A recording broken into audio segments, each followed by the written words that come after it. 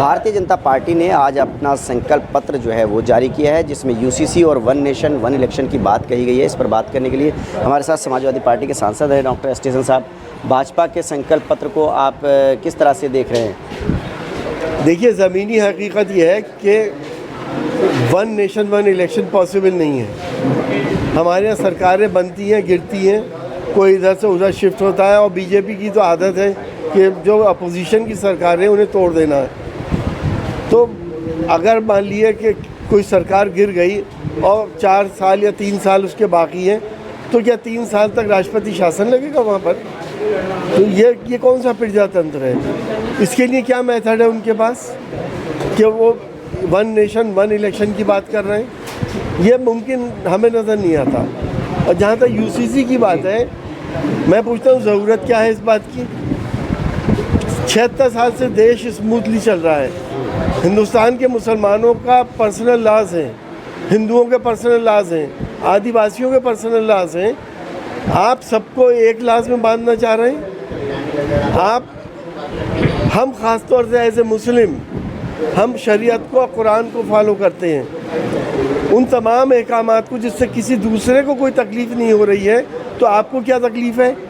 कुरान पाक के 4 पारे की सूरह निसा में अल्लाह पाक ने सारे डिवीज़न डिस्क्राइब करे हैं कि आप अपनी औलादों को अपने तड़के में कैसे कैसे दोगे।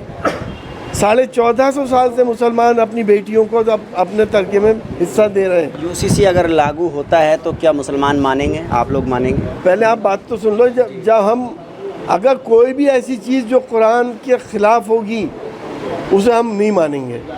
हम अपने हिसाब से काम करेंगे। और जो मुसलमान ये कहता है कि कुरान के ख़िलाफ़ अगर ये कानून बनने आए तो सही है, तो मेरी सलाह है कि वो इस्लाम छोड़ के किसी और मज़हब में चला जाए। इस्लाम को ऐसे मुसलमानों की ज़रूरत नहीं है। आज अखिलेश यादव जी को आना था, चुनावी जनसभा थी, मुरादाबाद में नहीं आ पाए मौसम की ख़राबी की वजह से। आप नाराज़ चल रहे थे, तो क्या कोई बातचीत हुई, कोई फ़ोन कॉल आया? क्या कहाँ तक पहुँचा मसला? राज़ी हुए आपके? गुस्सा बरकरार है? अब बातचीत तो हमारी, भाई मेरे राष्ट्रीय अध्यक्ष हैं, वो पहले मेरे घर आ रहे थे, लेकिन मौसम ख़राब हो गया, वो नहीं आ पाए, और उन्होंने यही कहा है कि मैं 17 तारीख को आऊँगा। तो अखिलेश यादव जी के आने के बाद ही तय होगा? देखिए, बेसिकली मैंने आप सब लोगों से पहले भी कहा है कि इस वक्त सांप्रदायिक शक्तियों को हराना हमारा प्राइमरी एम है। एसटी हसन की अपने देश के मुकाबले कोई हैसियत नहीं है। देश बचे, संविधान बचे, तो हम भी बचेंगे, हमारे बच्चे भी बचेंगे, तो उसे बचाना है। रुचि वीरा जी अभी तक आई कि नहीं? नहीं, वो मेरे पास नहीं। अच्छा, जो ईरान ने अटैक किया है इजराइल पर, एक बार फिर जो है ख़तरा बढ़ गया है, इसको आप किस तरह से देख रहे हैं? क्योंकि एक जो है ईरान ने एक शिप भी जो है कब्ज़े में ले लिया है इजराइल का, जिसमें कुछ भारतीय भी उसमें बंधक बना लिए गए हैं। तो इस पूरे जो चल रहा है, वॉर जो चल रहा है, इसको आप किस तरह से देख रहे हैं? देखिए, भारतीय तो छूट जाएंगे, लेकिन हम इस वक्त जो ईरान ने करा है, हम उसकी सराहना करते हैं। ईरान कब तक बर्दाश्त करता? उसकी एम्बेसी पे बम मार दिए, 7-8 ईरानीज़ वहाँ पे मर गए। उसके साइंटिस्ट को टारगेट करके उनको मार दिया गया, जो एटॉमिक साइंटिस्ट थे। जिसको जी चाहता है, ये दुनिया का गुंडा जो है वो मार देता है। अब ईरान ने अगर रिटेलिएट करा है तो वो जायज़ करा है। इसराइल को सबक सिखाना पूरी दुनिया का फ़र्ज़ बनता है। जिसने ना मासूम बच्चों को देखा, ना जिसने महिलाओं को देखा, उसने अस्पताल तक पे बॉम्बिंग कर दी। हद तो यह कि एम्बुलेंस पे रॉकेट मार दिए। हमारे देश के कुछ जो कामगार हैं वो रोज़गार की तलाश में पिछले दिनों इजराइल भी गए हैं, तो क्या लगता है उनकी जान को जोखिम बढ़ गए?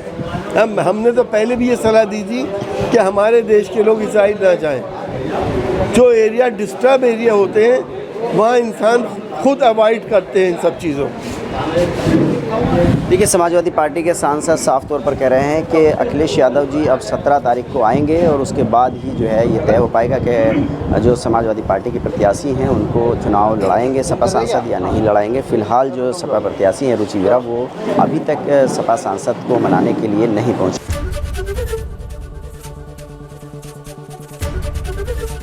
एबीपी गंगा, खबर आपकी, जुबान आपकी।